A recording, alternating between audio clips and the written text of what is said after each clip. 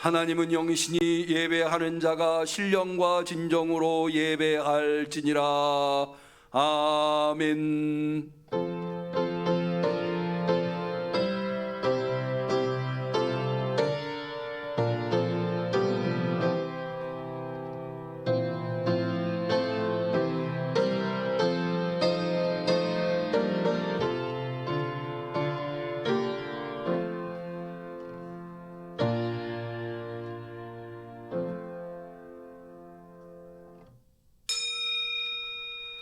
내가 주의 성전을 향하여 경배하며 주의 인자하심과 성실하심을 인하여 주의 이름에 감사하오리니 이는 주께서 주의 말씀을 주의 모든 이름 위에 높게 하셨음이라. 내가 간구하는 날에 주께서 응답하시고 내 영혼을 장려하여 강하게 하셨나이다.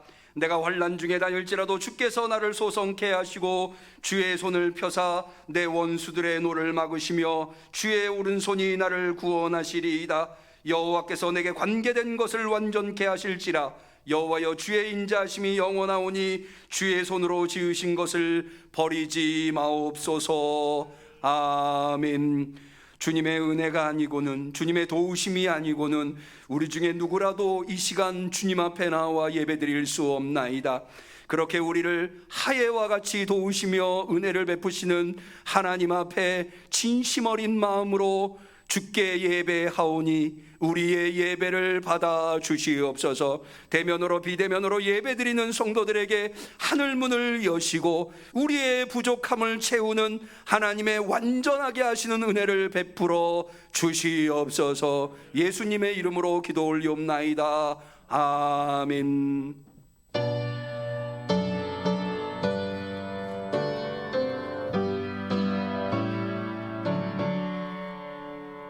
거룩 거룩 거룩 전능하신 주여, 이른 아침 우리 주를 찬송합니다. 거룩 거룩 거룩 자비하신 주여, 삼위일체 우리 주로다.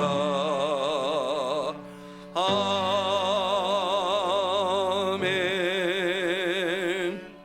세상의 생명의 빛으로 나타나신 하나님 앞에 우리의 신앙을 고백할 때에 전능하사 천지를 만드신 하나님 아버지를 내가 믿사오며 그 외아들 우리 주 예수 그리스도를 믿사오니 이는 성령으로 잉태하사 동정녀 마리아에게 나시고 본디오 빌라도에게 고난을 받으사 십자가에 못 박혀 죽으시고 장사한 지 사흘 만에 죽은 자 가운데서 다시 살아나시며 하늘에 오르사 전능하신 하나님 우편에 앉아 계시다가 저리로서 산자와 죽은 자를 심판하러 오시리라. 성령을 믿사오며 거룩한 공회와 성도가 서로 교통하는 것과 죄를 사하여 주시는 것과 몸이 다시 사는 것과 영원히 사는 것을 믿사옵나이다. 아멘.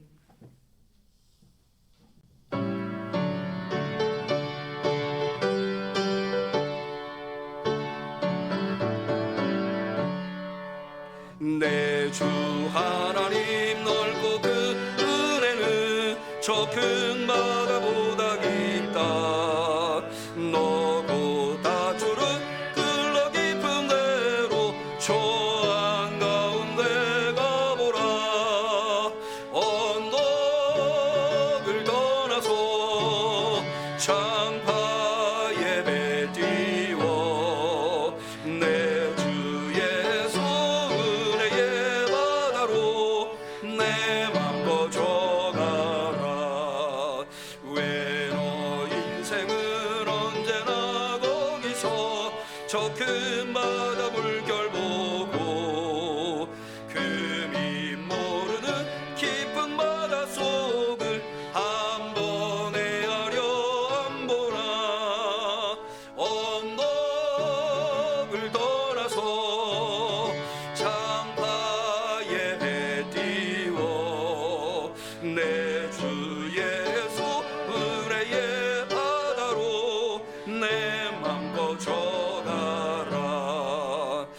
많은 사람이 이 얕은 물가에서 저 큰 바다 가려다가 찰싹거리는 작은 파도 보고 마음이 졸여서 못 가네.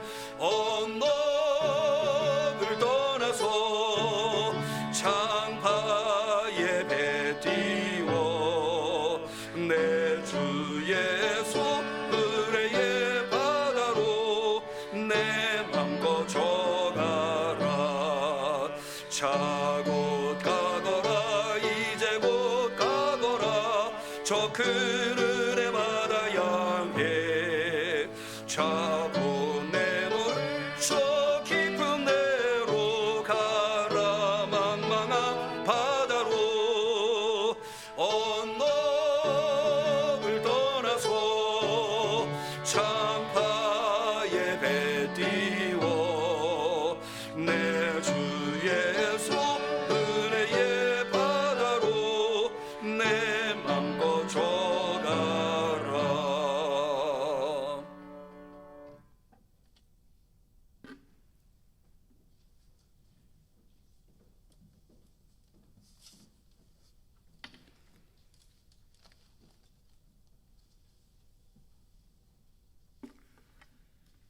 기도하시겠습니다. 사랑과 은혜가 충만하신 하나님 아버지, 저희 모두에게 새로운 2월을 허락하시어 그 첫 주를 주님 전으로 불러주셔서 예배를 드리게 하심을 무한한 감사를 드립니다. 특별히 민족의 명절 설날을 맞이하여 온 가족이 모여 즐거움 속에 성명절을 따뜻하게 사랑 가운데 지내게 하심을 참으로 감사를 드립니다. 하나님의 사랑과 은혜가 새로운 한 달 동안 끊이지 않도록 인도하여 주시옵소서. 이제 나태해진 마음을 바로잡고 하나님을 향한 열정과 사랑이 저희 모두를 사로잡게 하여 주시옵소서. 온 성도들이 한 마음으로 주님을 찬양하며 감사하기를 간절히 원합니다.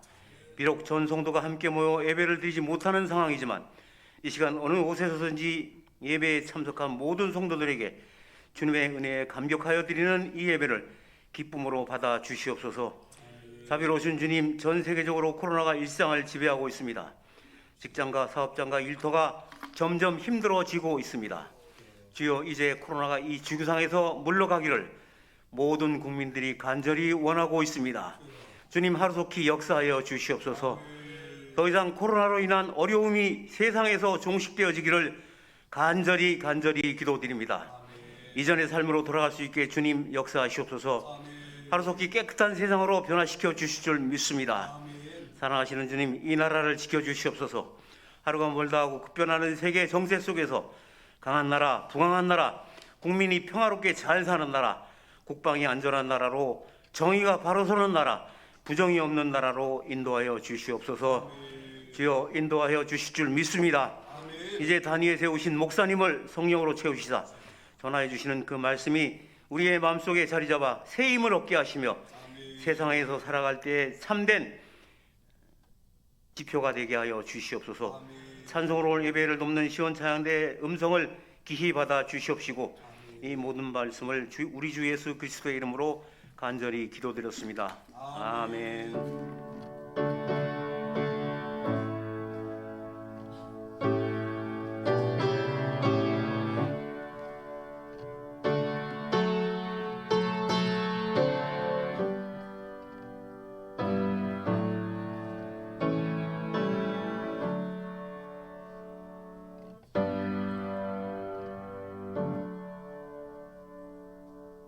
하나님께서 우리의 간절한 기도를 들어주시기를 축원합니다. 정시교독의 시간입니다. 오늘은 주현절 5번째 주일, 특별히 2월 첫째 주일 성찬식이 있는 주일을 맞이해서 교독문을 주현절 2번째 교독문으로 선택해 보았습니다. 주현절 2번째 교독문은 우리 찬송가에는 없기에 새 찬송가를 참고해 주시면 좋겠고요. 찬송가가 없으신 분은 앞에 스크린에 나오는 교독문을 참고하시면 되겠습니다. 새 찬송가 122번 주현절 2번째 교독문. 내가 전심으로 주께 감사하며 신들 앞에서 주께 찬송하리이다. 내가 주의 성전을 향하여 예배하며 주의 인자하심과 성실하심으로 말미암아 주의 이름에 감사하오리니 이는 주께서 주의 말씀을 주의 모든 이름보다 높게 하셨음이라. 여호와여 세상의 모든 왕들이 주께 감사할 것은 그들이 주의 입의 말씀을 들음이오며 그들이 여호와의 도를 노래할 것은 여호와의 영광이 크심이니이다. 여호와께서는 높이 계셔도 낮은 자를 굽어 살피시며 멀리서도 교만한 자를 아심이니이다. 여호와께서 나를 위하여 보상해 주시리이다. 여호와여 주의 인자하심이 영원하오니 주의 손으로 지으신 것을 버리지 마옵소서. 아멘. 하나님의 말씀은 데살로니가전서 5장 4절에서 6절에 이르는 말씀이 되겠습니다.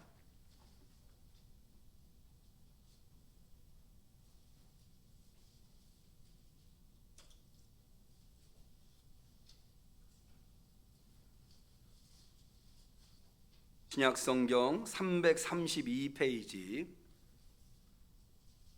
주연절 5번째 주일에 하나님께서 대면으로 비대면으로 예배드리시는 우리 성도님들에게 가장 필요한 말씀으로 주신 소중한 하나님의 말씀 데살로니가전서 5장 4절에서 6절 말씀을 다 같이 소리내어서 봉독하시겠습니다.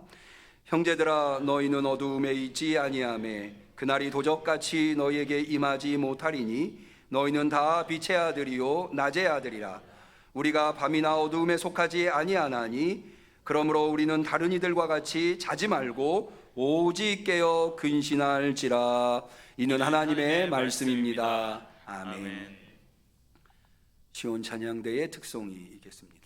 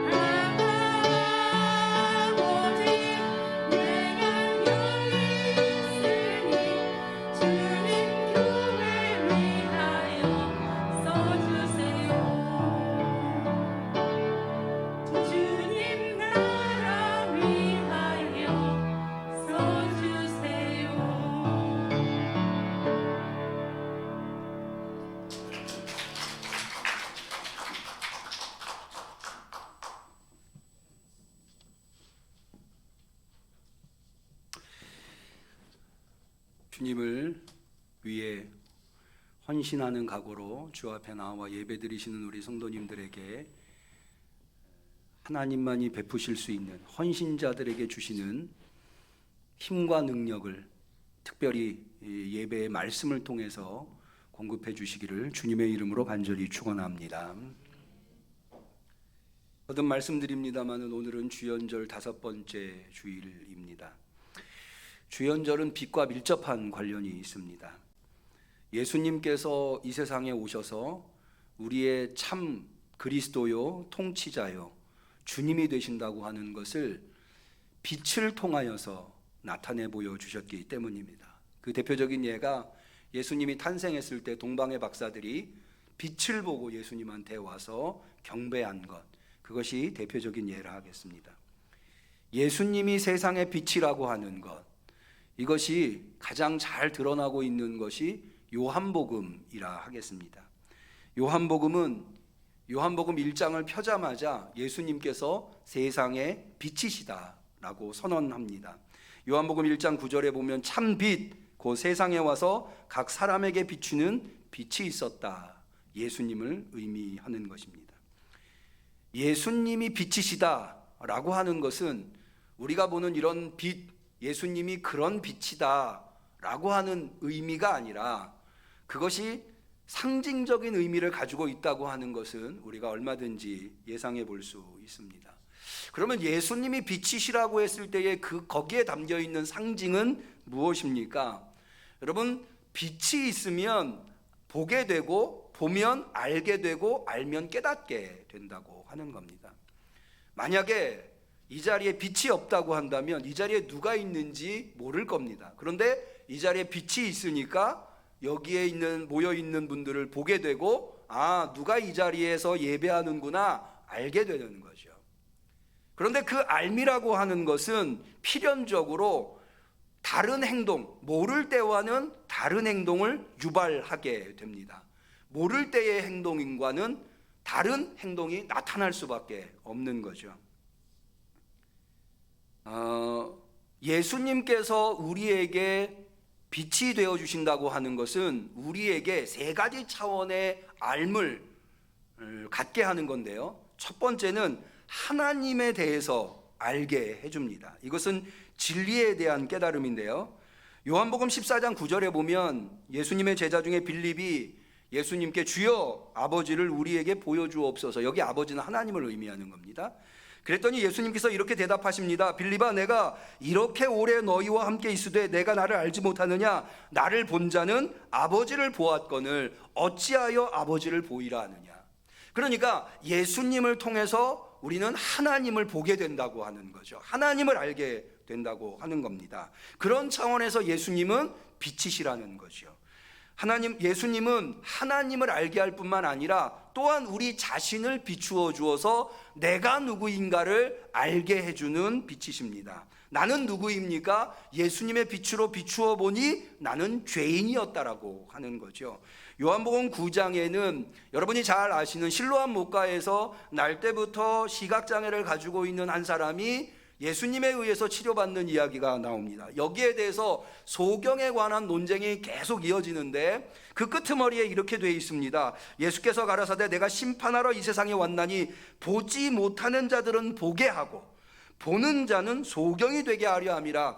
여러분, 이 말씀이 언뜻 생각해 볼 때는 아니 보지 못하는 사람을 보게 하는 것, 빛이 비추니까는 안 보이는 게 보이는 것은 이해가 되지만 어떻게 빛이라고 하면서 보는 사람들이 보지 못하게 하나 생각이 될 수 있어요. 그런데 곰곰이 생각해 보면 이건 맞는 이야기예요. 왜냐하면 여러분, 우리가 태양빛이 비추니까 사물을 보지 않습니까? 그런데 태양을 마주보고 있으면 눈이 멀기도 합니다. 이게 태양빛의 신비로움이에요.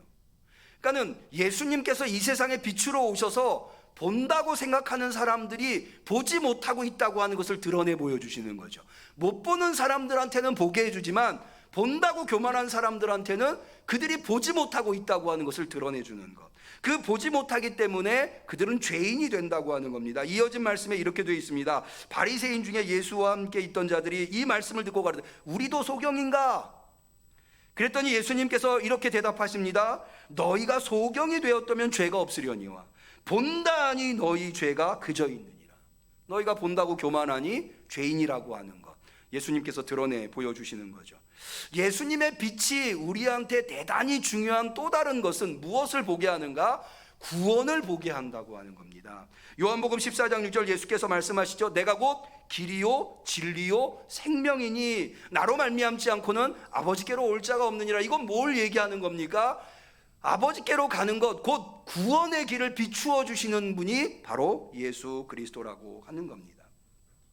그런 의미에서 우리는 빛의 사람들이라 할 수 있습니다. 앞서 말씀드린 대로 빛을 통해서 보게 되고 깨닫게 된 사람들은 필연적으로 보지 못하는 사람들과는 차원이 다른 삶을 살아갈 수밖에 없습니다.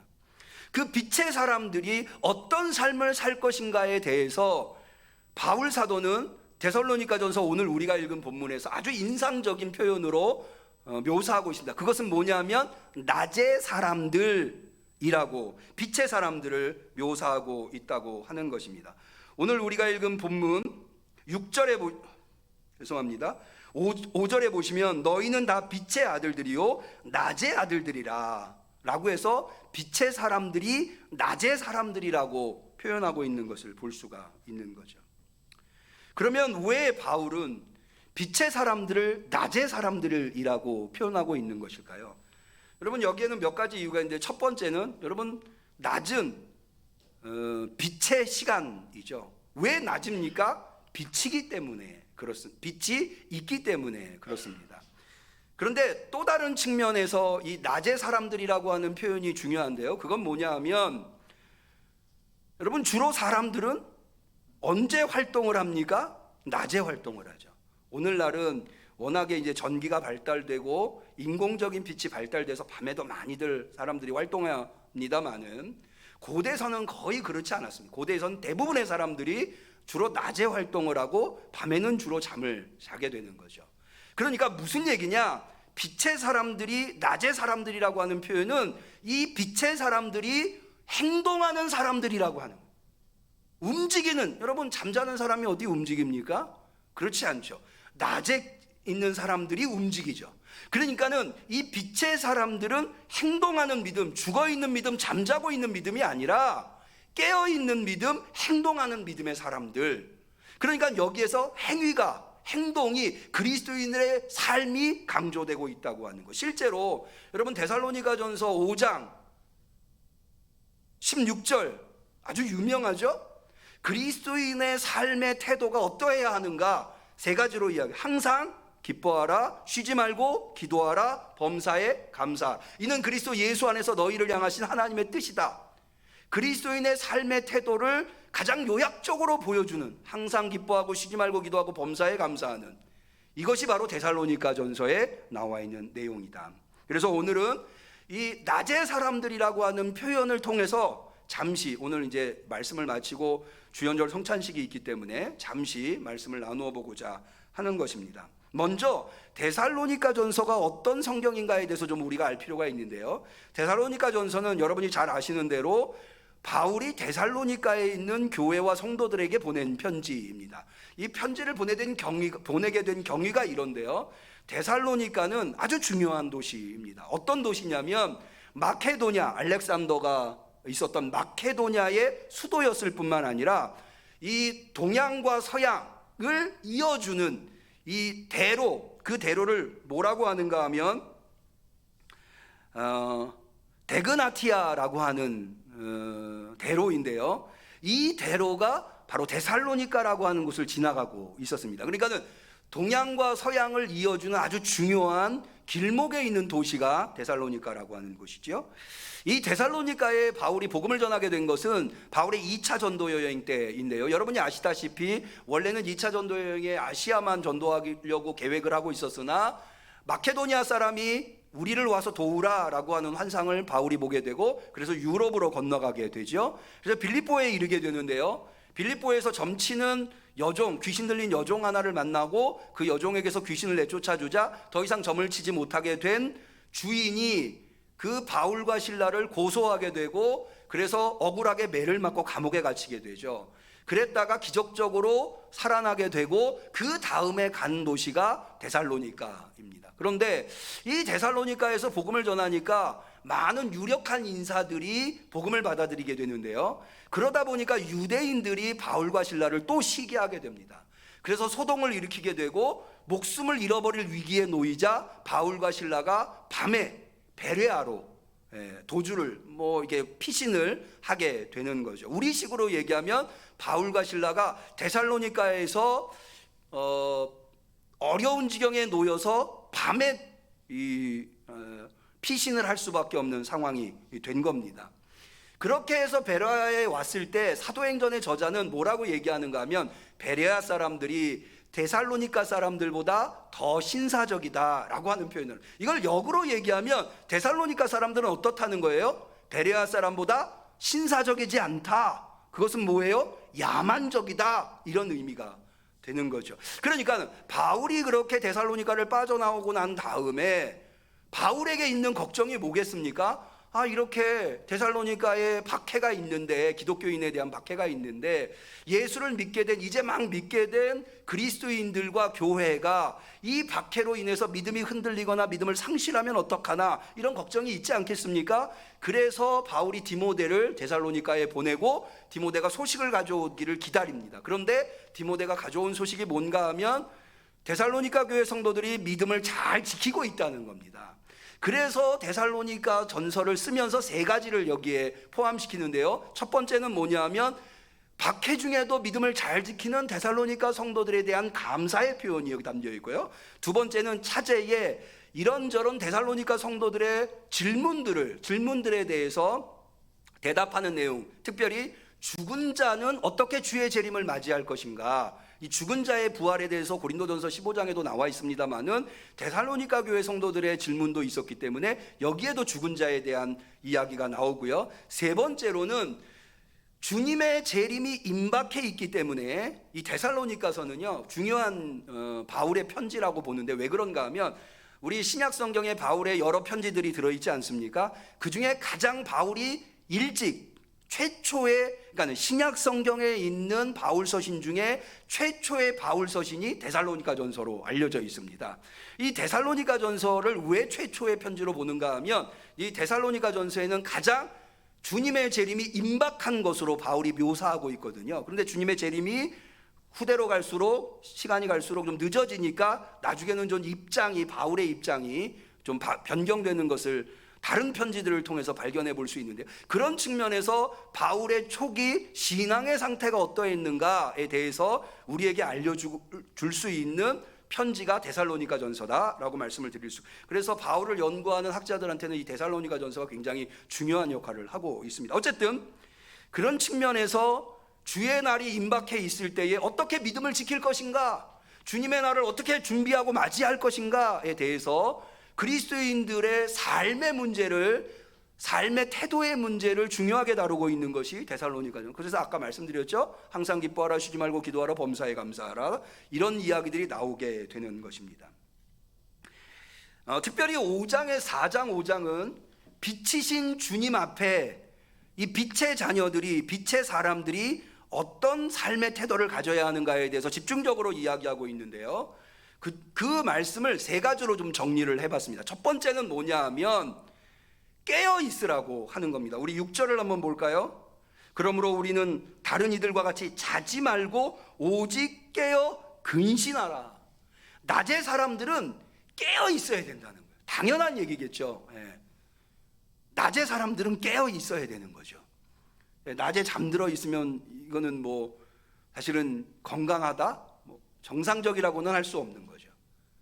깨어 있어요. 그러면 이 깨어 있다라고 하는 것이 무엇을 의미하는가? 물론 예수님께서도 겟세마네 동산에서 제자들한테 깨어 있으라고 말씀하시면서 그때에는 기도하는 것에 대해서 깨어 기도하라. 그러니까 여기 지금 바울이 깨어 있으라라고 하는 것은 사실은 우리 육체가 깨어 있다고 하는 의미를 넘어서서 정신이 깨어 있고 더 나아가서 영이 깨어 있는 겁니다. 그것은 무엇을 의미하느냐? 깨어있다라고 하는 표현과 함께 같이 나온 게 근신하라라고 하는 거. 아까 6절에서 보셨죠? 근신하라. 그럼 근신이라고 하는 것이 사실은 굉장히 흥미로운 단어입니다. 이게 원래 의미가 뭐냐면 술 취하지 말라. 느낌이 확 오지 않으세요? 술 취하지 말라. 근신하다라고 하는데 술 취하지 말라. 왜 술 취하지 말라고 할까? 여러분 보세요. 여러분, 음주운전이 왜 위험합니까? 운전을 하다 보면 언제든지 돌발 상황이 생기죠. 그 돌발 상황에 신속하게 대처할 수 없기 때문에 음주운전이 위험한 거죠. 다시 말해서 술 취해 있으면 주님이 언제 오실지 몰라요. 주님이 도적같이 오셨을 때 여기에 대처할 수 없는 거예요. 그래서 깨어 있어야 돼요. 근신해야, 정신을 차리고 있어야 되는 거예요. 우리 영이 깨어 있어야 되는 거예요. 우리 응암교회 성도님들은 깨어있는 성도님들이 되시기를 축원합니다. 그래서 주님이 언제 오시든지 잠자고 있는 사람들에게는 주님이 갑자기 오시는 것이 두려울 수 있지만 깨어있는 사람들한테 그게 두려움의 대상이 아니에요. 주님이 언제 오든 깨어있을 때 만나는 거니까 얼마든지 맞이할 수 있는 거죠. 두 번째로 이 바울은 낮에 사람들이 어떤 삶의 태도를 가져야 하는가에 대해서 군인의 예를 들어서, 특별히 전장의 군인의 예를 들어서 표현하고 있는 것을 볼 수가 있습니다. 우리 한번 8절을 볼까요? 우리는 낮에 속하였으니 근신하여 믿음과 사랑의 흉배를 붙이고 구원의 소망의 투구를 쓰자. 흉배와 투구가 나옵니다. 이거는 군인이 갖추는 완전 무장이죠.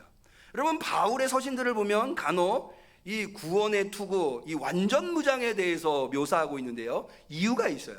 왜 그런가 하면 이 바울이 속해 있는 이 시대는 로마 제국의 시대거든요. 근데 로마는 어떤 나라냐면 군인의 나라예요. 그래서 이 완전 무장하고 있는 군인들은 늘 흔히 볼 수 있는 그런 형태. 그러니까 이런 것을 통해서 사람들한테 이해력을 도우려고 이런 표현들을 사용하고 있는 것이다 라고 할 수 있는. 뿐만 아니라 여러분, 군인은요 깨어 있을 수밖에. 특히 전장에 있는, 심지어 밤에도 전쟁 중에 있으면 깨어 있어야 합니다. 전쟁하는 군인이 잠들어 있어서야 되겠습니까? 전쟁에 이길 수가 없는 거죠. 깨어 있어야 되는 거죠. 그런데 어떻게 완전 무장을 하고 있어야 되는가? 아주 흥미롭게 여기 믿음과 사랑의 흉배, 흉배는 가슴을 막는, 가슴을 보호해주는 장치고, 구원의 소망의 투구, 투구는 머리를 보호해주는 장치이죠. 이렇게 표현하고 있다고 하는 거예요. 저는 굉장히 이 바울이 문학적 소양도 대단히 뛰어났던 것 같아요. 여러분, 원래 믿음, 소망, 사랑, 믿음과 사랑의 흉배, 소망의 투구, 믿음, 소망, 사랑은 이건 무엇입니까? 그리스도인들이 항상 가지고 있어야 할 요소죠. 고린도전서 13장 13절, 그런즉 믿음, 소망, 사랑 이 세 가지는 항상 있을 것인데 라고 해서 믿음, 소망, 사랑이 우리 그리스도인들에게 얼마나 소중한가에 대해서 이야기를. 그런데 이 믿음, 소망, 사랑을 이렇게 구별한 거예요. 믿음과 사랑은 흉배, 소망은 머리. 그러면 무엇을, 믿음, 소망, 믿음과 사랑의 흉배는 무엇을, 이게 방어해주는 장치지 않습니까? 뭘 방어해주느냐? 여러분, 믿음의 흉배, 이 믿음이라고 하는 것은 엄청난 걱정 앞에서, 염려와 걱정 앞에서 걱정하지 않을 수 있는 담대함, 그것이 바로 믿음의 흉배입니다. 여러분, 예수님께서 너희가 겨자씨만한 믿음만 있어도 이 산을 들어 바다에 던지우라 해도 그리 된다고 말씀하셨잖아요. 이때의 산은 이렇게 우리가 보는 북한산 같은 산이 아니고요, 이거는 걱정의 산입니다. 왜 우리 표현대로 표현해도 태산 같은 걱정이 있다고 그러잖아요. 하나님에 대한 믿음, 트러스트, 신뢰, 이게 있으면 걱정하지 않는 거예요. 이게 바로 고린도전서 12장에 나오는 믿음의 은사, 성령의 은사 중에 믿음의 은사라고 하는 게 나오는데, 이 믿음의 은사라고 하는 것이 바로 엄청난 걱정거리 앞에서 전혀 걱정이 안 되는 그런 은사. 믿음의 은사가, 믿음의 흉배가 여러분들에게도 있으시기를 축원합니다. 그게 여러분들의 가슴을 덮고 있어야 되는 거예요. 그래야 모든 염려와 걱정, 여러분, 염려와 걱정은 믿음을 상실하게만, 마귀가 염려와 걱정을 통해서 얼마나 우리를 흔들어 놓는지 알 수 없어요. 근데 믿음은 모든 염려와 걱정을 이겨내게 하는 그런 모든 것으로부터 우리를 보호해 주는 거예요. 사랑은 뭘 우리에게서 보호해 줄까요? 그것은 실망에게서 보호해 줍니다. 여러분, 우리가 신앙생활을 하다 보면 사람한테 실망하는 경우들이 허다합니다. 목사님이 왜 저래? 장로님이 왜 저래? 권사님이, 집사님이 왜 저래? 이런 생각이 들 때가 있어요. 그런데요, 예수님 뭐라고 말씀하셨습니까? 사랑은 허다한 죄를 덮느니라 라고 말씀하셨어요. 여러분, 목회자라고 완벽할 수 없어요. 누구나 다 마찬가지, 허물이 누구나 다 있어요. 그런데 그 허물을 보지 않고 그 사람의 장점을 보게 해주는 게 뭐냐? 사랑이에요. 여러분, 사람의 허물을 보다 보면 실망하게 되고, 실망하게 되면 시험에 들게 되고, 그러면 믿음을 소실하게 돼요. 그럼 주님의 날을 맞이할 수가 없는 거예요. 여러분, 사랑으로 여러분들의 가슴을 채우실 수 있기를 축원합니다. 그래서 모든 실망을 이겨내야 되는 거예요. 세 번째, 이 구원의 투구라고 하는 것, 구원의 소망의 투구라고 하는 것은 뭐냐? 모든 절망을 막아주는 거예요. 낙심. 여러분, 마귀가요, 우리 기도할 때 신앙인들한테 예배드리러 올 때 뭐라고 제일 잘 유혹하고 속삭이는지 아세요? 야, 넌 네가 한 짓이 있는데 하나님한테 이거 해달라 저거 해달라. 야, 넌 염치도 없냐? 네가 그렇게 살아놓고 무슨 하나님한테 가서 예배드린다고 그러냐? 이런 말로 우리를 유혹하고 우리를 넘어뜨리려고 해요. 실망, 낙심하고 좌절하게 만든다는 말이죠. 아니에요. 여러분, 우리 그리스도인들은요, 만약 우리의 힘과 우리의 공로와 우리의 자격으로 구원을 받는다면 낙심할 수 있어요. 아우, 나 같은 사람이 어떻게.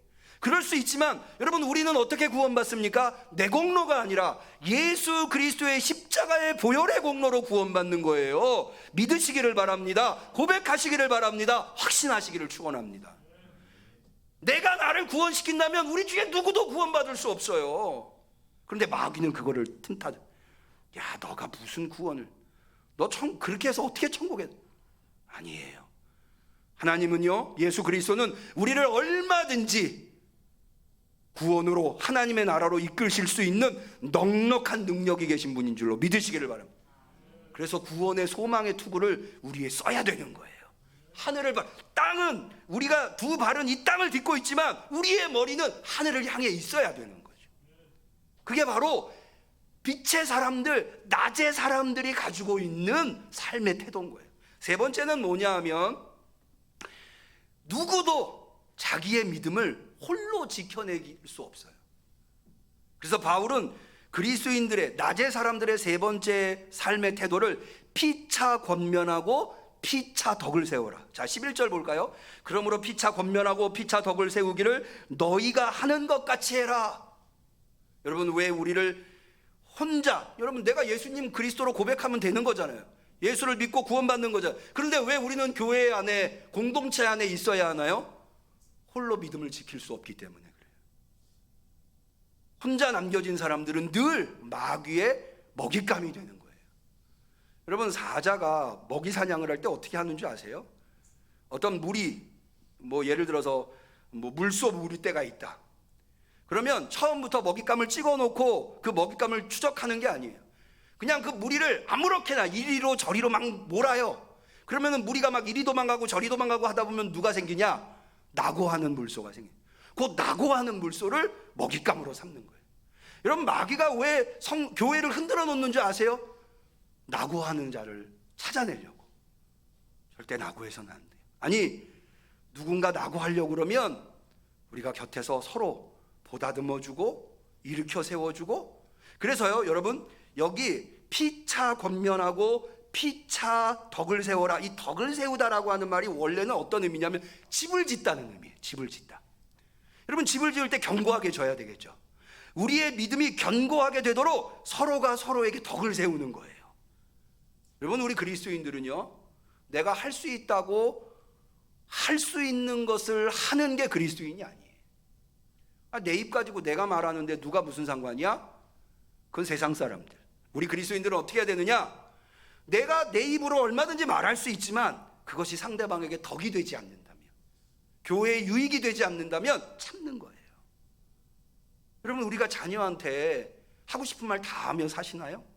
아마 제 생각에는 우리 성도들 중에 자녀한테 하고 싶은 말 다 하며 사는 분 없을 것 같은데요. 왜 안 해요? 하고 싶어도 왜 말 안 하나요? 우리는 자녀들을 사랑하기 때문에. 내가 하고 싶다고 그 말하면 자녀가 상처받을까 봐, 그러면은 관계가 무너질까 봐. 아니에요. 우리 그리스도인들은 그런 삶의 태도를 가져서는 안 돼. 우리는 할 수 있어. 그래서 바울이 그렇게 얘기한 거예요. 모든 것이 가하나 모든 것이 유익한 것은 아니에요. 우리는 할 수 있느냐를 따지는 사람들이 아니라 그것이 유익하냐를 따지는. 그래서 언행을 조심해야 하는 겁니다. 이 세 가지. 깨어 있어라. 전장의 군인처럼 완전 무장해라. 그리고 피차 권면하고 피차 덕을 세워라. 우리는 모두 빛의 사람들, 낮의 사람들이에요. 저는 요즘 한국 교회가 세상 사람들로부터 손가락질 당하는 것, 비난의 대상이 되고 있는 것 너무나 안타까워요. 왜 그럴까요? 저는 바로 여기에 문제가 있다고 봐요. 여러분, 예수 그리스도는 진리라고 믿으십니까? 그런데 우리가 예수 그리스도와 복음이 진리라고 말하면서 그 진리대로 살지 않는 거예요. 우리는 빛이 있고 낮의 사람이라고 말하는데 실제로 사는 것은 낮의 사람으로 살지 않는 거죠. 그럴 때는 세상의 비난거리가 되는 거예요. 예수님 말씀하셨죠. 너희는 세상의 소금이다. 그런데 그 소금이 맛을 잃으면 어떻게 됩니까? 밖에 버리고 사람들한테 밟힐 뿐이다. 오늘날 한국 교회가 그러고 있지는 않은가? 우리는 주님이 진리임을, 주님이 세상의 빛임을 우리의 삶을 통해서 증명해야 돼요. 그런 사명이 우리한테 있는 거예요. 그럴 때 이 세상은 하나님께 영광을 올리게 되는 겁니다. 우리 흥암교회 성도님들, 다른 사람들 비난하고 손가락질할 필요 없어요. 나 자신부터, 우리 교회부터 내가 진리를 믿고 진리를 따른다면 진리의 사람이 돼야 돼. 그렇게 깨어서 완전 무장해서 서로를 돌보고 서로에게 덕을 세워줄 수 있는 낮의 사람들이 되시기를 주님의 이름으로 간절히 축원합니다. 기도하겠습니다. 하나님 아버지, 오늘 우리에게 말씀으로 귀한 깨달음을 허락하여 주시니 감사합니다. 깨어 있겠습니다. 완전 무장하겠습니다. 그리고 서로를 돌보고 서로에게 권면하고 서로에게 덕을 세우겠습니다. 그럴 수 있도록 성령님 도와주시옵소서. 예수님의 이름으로 기도 올리옵나이다. 아멘.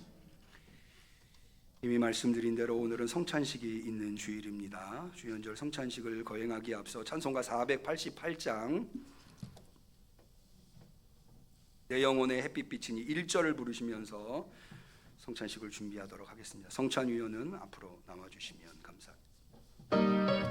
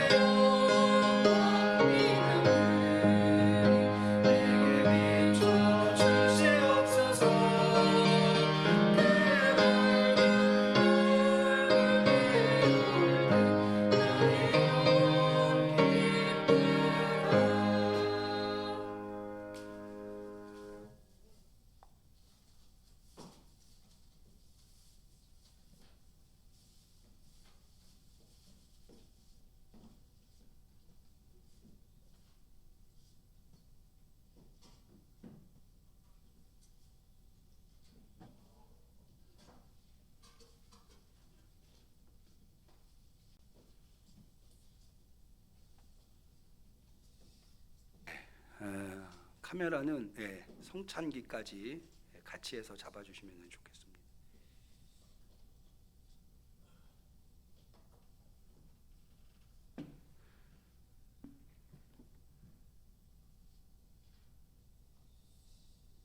식탁으로 초대. 형제자매 여러분, 우리가 지금부터 기쁨에 찬 주님의 만찬을 가지려고 합니다. 모든 하나님의 백성들이 동서남북으로부터 와서 하나님 나라에 들어와 함께 이 잔치에 참여할 것입니다. 이것은 주님께서 우리들에게 베풀어 주시는 식탁입니다. 우리 주님께서는 당신을 믿고 따르는 모든 사람들을 초대하십니다. 우리 모두 주님께서 우리를 위해 예비하신 하늘나라의 잔치에 참여합시다. 대감사 기도를 하나님 앞에 올립니다. 주님께서 여러분과 함께 또한 목사님과도 함께 마음을 주님께로 드십시오. 우리의 마음을 주님께 드나이다. 주님께 감사합시다. 마땅하고 옳은 일입니다. 전능하사 하늘과 땅을 창조하신 하나님, 언제 어디서나 하나님께 감사를 드리는 것이 즐겁고 마땅한 일입니다. 산들이 생겨나기 전에, 그리고 하나님께서 땅을 조성하시기 전에 영원부터 영원까지 오직 하나님 한 분만이 존재하셨습니다. 하나님께서 흑암 가운데서 빛을 창조하셨고 땅 위에 생명을 가져오셨습니다. 하나님께서 우리를 하나님의 형상으로 지으시고 숨을 불어넣으사 생명을 만드셨습니다. 우리가 하나님을 배반하고 돌아설 때에도, 그리고 우리가 하나님을 사랑하지 않을 때에도 우리를 향하신 하나님의 사랑은 언제나 변함이 없으셨습니다. 하나님께서 죄의 노예로부터 우리를 구원해 주시고 전능하신 하나님의 언약의 백성으로 삼아 주시며 예언자들을 통하여 우리들에게 말씀을 들려주셨습니다. 그러므로 땅 위에 있는 모든 하나님의 백성들과 하늘에 있는 모든 천군 천사들과 함께 우리가 하나님의 이름을 끝없이 송축합시다. 거룩하시다, 거룩하시다, 거룩하시다. 만군의 주 하나님, 하늘과 땅에 주님의 영광이 가득합니다. 지극히 높은 곳에서 호산나. 주의 이름으로 오시는 이여 복되시도다. 지극히 높은 곳에서 호산나. 하나님은 거룩하시고 하나님을 계시하시며 우리에게 빛과 구원을 가져오신 독생자 예수 그리스도께서는 복되십니다. 주님께서는 세례와 식탁의 교제를 통하여 죄인들과 함께 하셨으며 하나님의 성령을 주님께 보내시사 가난한 자에게 복된 소식을, 포로된 자에게 자유를, 눈먼 자에게 다시 보게 함을, 눌린 자에게 해방을 선포하게 하시고 하나님께서 자기의 백성을 구원하실 때가 이르렀다고 선포하게 하셨습니다. 순환과 죽음의 세례와 부활을 통하여 하나님께서는 교회를 세우셨으며 저희를 죄와 사망의 노예로부터 구원하여 주시고 물과 성령으로 새 언약의 백성으로 삼아 주셨습니다.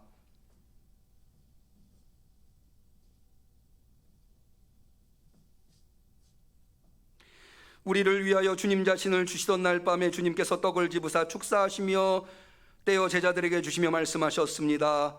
받아 먹어라. 이는 너희를 위하여 주는 내 몸이니라. 이것을 행하여 나를 기념하라.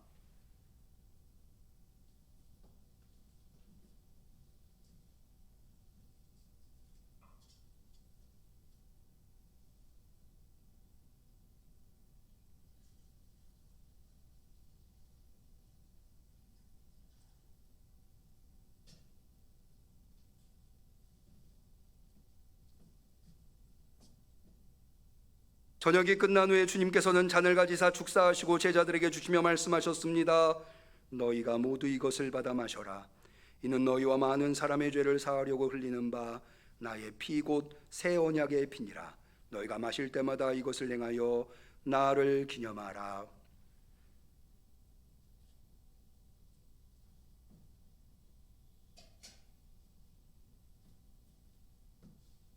또한 예수 그리스도 안에서 행하신 이 모든 하나님의 전능하신 일을 기념하며 우리를 위하여 그리스도께서 바치신 희생과 더불어 찬양과 감사와 함께 우리들 자신을 거룩하고 산 희생의 제물로 바칩니다. 이 신앙의 신비를 우리가 선포할 때에 그리스도께서 죽으셨습니다. 그리스도께서 부활하셨습니다. 그리스도께서 다시 오십니다. 오 주여, 이 자리에 모인 우리들과 여기에 놓인 이 예물들 위에 주의 성령을 보내주시사 이 떡과 잔이 우리를 위해 그리스도의 몸과 피가 되게 해 주시옵소서. 그래서 이 떡과 잔을 받는 우리들도 그리스도의 피로 구원받은 하나님의 자녀들로서 모두 세상을 위한 그리스도의 몸이 되게 하여 주시옵소서. 주님의 성령으로 저희를 그리스도와 하나 되게 하시고 또한 서로가 하나 되며 세상에서 주님의 사역을 감당하는 일에 다 하나가 되게 하여 주시옵소서. 이 하나됨의 역사가 주님께서 최후의 승리자로 다시 오실 때까지, 그리고 천국의 잔치 자리에 우리가 참여하게 될 때까지 계속해서 이어지게 하여 주시옵소서. 하나님의 아들 예수 그리스도를 통하여 거룩한 교회 안에서 성령과 함께 모든 존귀와 영광이 영원히 하나님께 있사옵나이다. 아멘.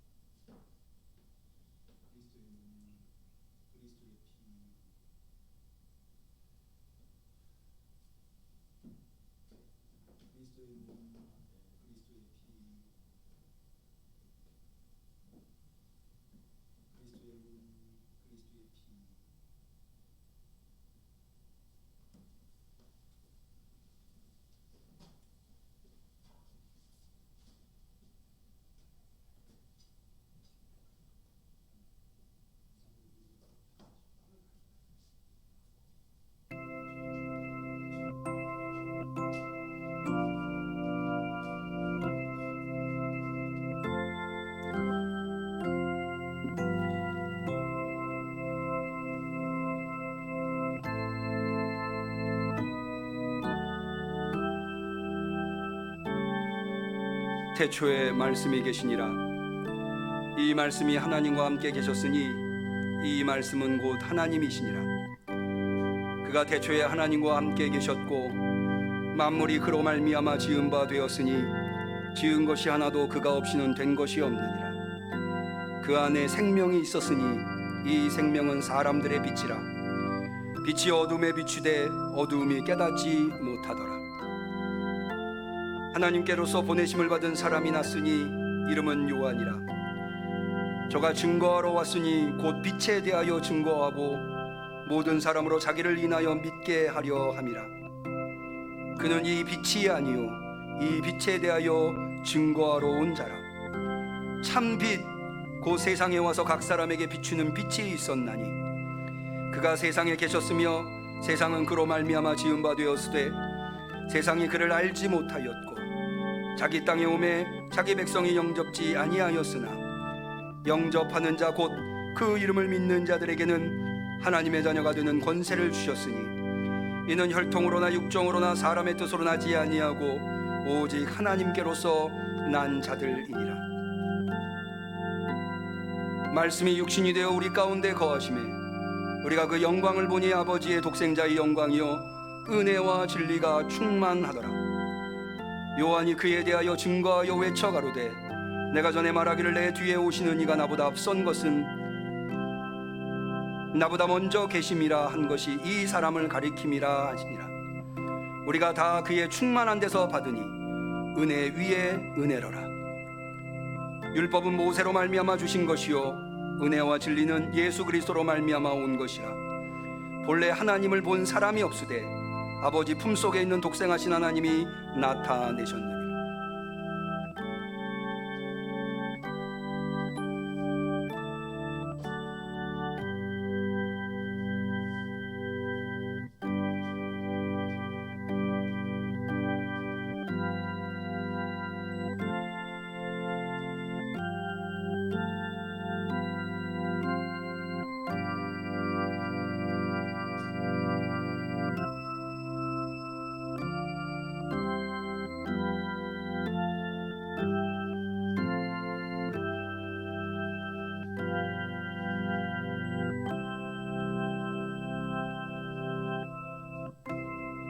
저가 나간 후에 예수께서 가라사대 지금 인자가 영광을 얻었고 하나님도 인자를 인하여 영광을 얻으셨도다.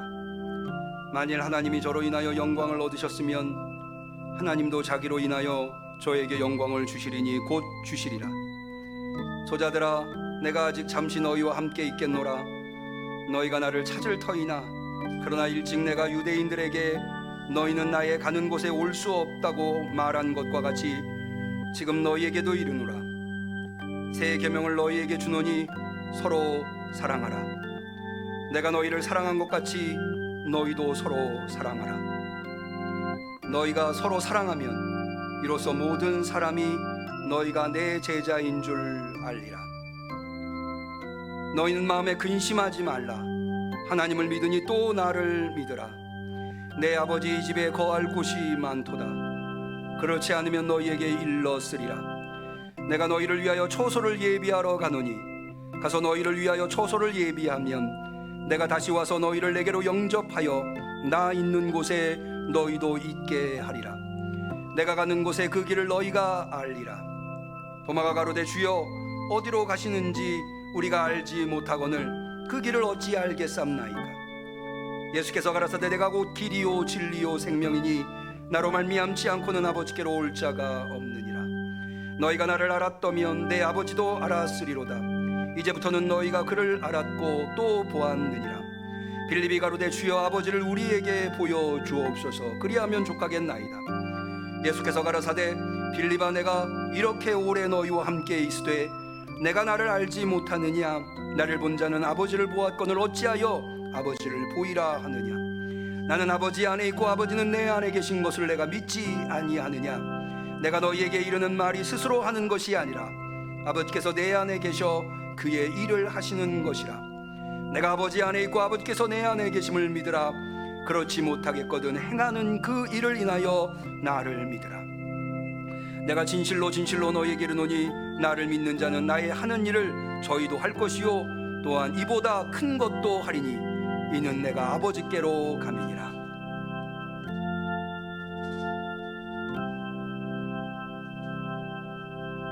기도하시겠습니다. 어둠 속에서 인생길 방황하다 결국에는 멸망에 이를 수밖에 없는 우리들에게 빛이 되어 찾아주셔서 오늘도 변함없이 빛의 사람으로 살아가게 하신 것 참으로 감사를 드립니다.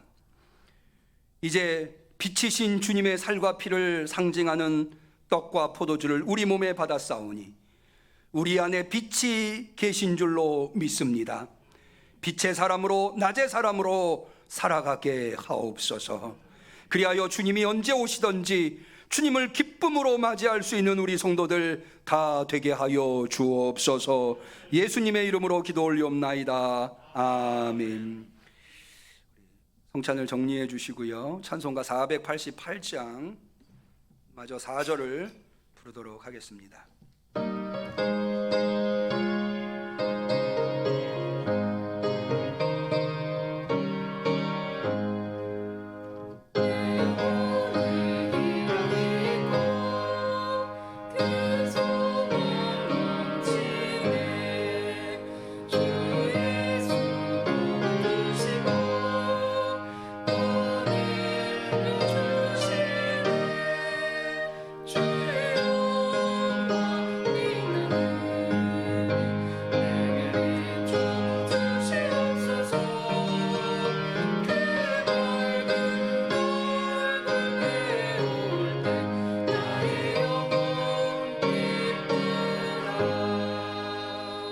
우리는 감사하는 마음으로 이 예물을 드립니다.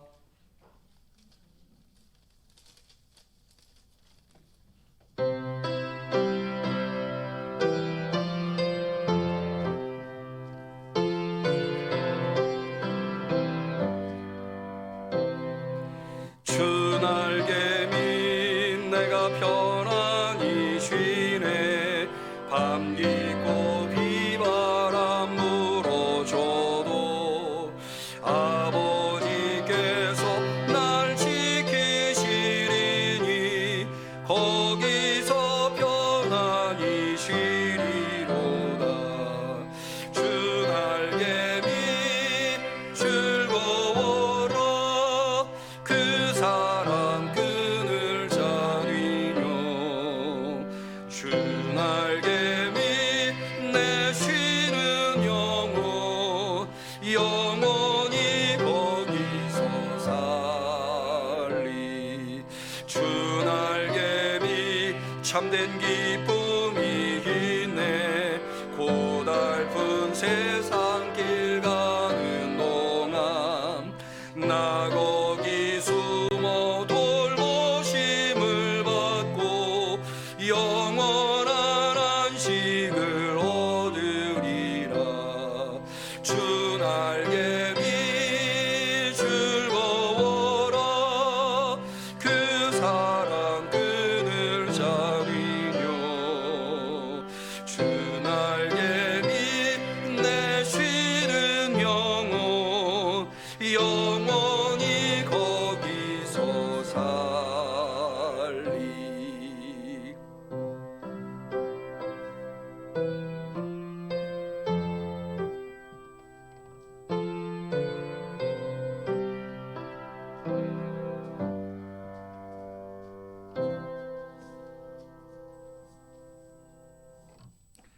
주님 앞에 귀한 예물 드린 손길이 있습니다. 11조 예물, 선교원금, 목정원, 건축원금, 주정원금, 성미 유기순 권사님, 태강자 집사님, 이상순 권사님, 김매자 권사님, 김형자 성도님 드리셨습니다.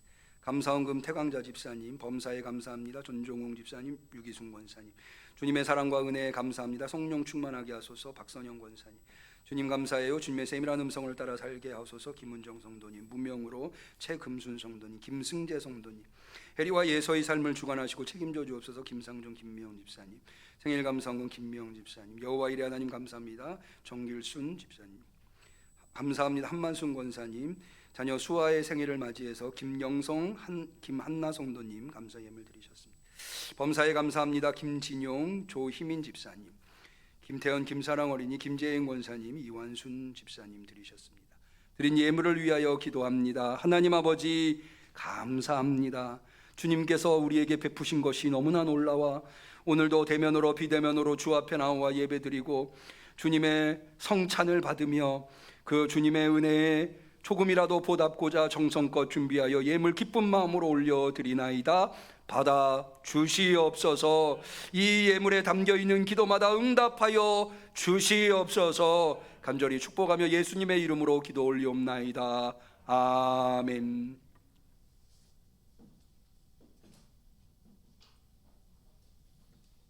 교회 소식을 말씀드리겠습니다. 이번 주에 생일이신 성도님들이 계십니다. 정은영 성도님께서 오늘이 생일이시고요. 주보에는 김민철 청년으로 나와 있지만 내일은 김민찬 전도사님의 생일이라 하십니다. 제가 철자와 찬자를 잘 구별을 못해서 그런데 차제에 우리 김민철 청년은 세네갈에 선교차 나가 있죠. 추위에 거기는 안 추운가요? 아프리카니까 남반부여서 따뜻한지 모르겠네요. 건강하게 잘 사역을 마치고 올 수 있도록 기도해 주시면 좋겠고, 김민찬 전도사님 아동부와 청소년부 아이들을 잘 양육할 수 있도록 기도해 주시면 감사하겠습니다. 김소희 성도님, 장나교 집사님 생일이신데 축복하고 축하해 주시면 감사하겠습니다. 나머지 광고는 받으신 순서지를 참고해 주시면 좋겠고요. 우리 서로를 축복하는 축복의 노래 같이 찬양합니다. 우리 옆 곁에 계신 분들을 축복하는 마음으로 같이 찬양하겠습니다.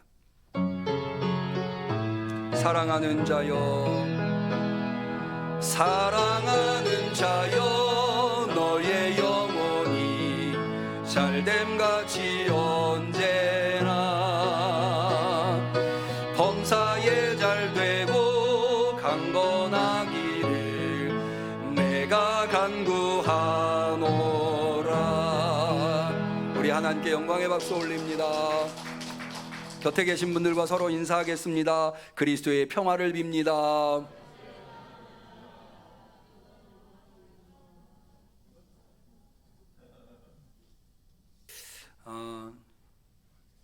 지난번에도 한번 말씀드린 바 있는데 우리가 예배를 드릴 때 방역 수칙을 지킨다고 하는 것을 원래는 사진으로 남겨야 되는데 우리가 이것이 유튜브 방송에 나가기 때문에 우리가 성도님들을 향해서 한번 쭉 스크린을 돌리는 것으로 대신하고 있습니다.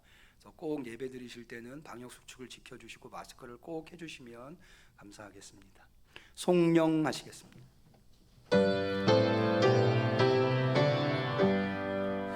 구주와 왕이신 우리의 하나님, 땅 위에 사는 성도들 다 찬양하여라.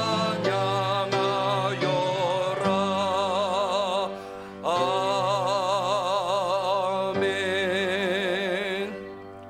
이제는 세상의 빛으로 이 땅에 오신 예수 그리스도의 은혜와 하나님 아버지의 사랑과 성령님의 교통하심, 충만하심, 역사하심이 빛의 사람으로 낮의 사람으로 깨어 있어 완전무장하여 서로 피차간에 권면하고 덕을 세워 주님의 날에 이를 때에 기쁨으로 주님을 맞이하기로 결단하는 우리 성도들 머리 위에 우리 응암교회 위에 지금부터 영원까지 함께 하시기를 간절히 축원하옵나이다. 아멘.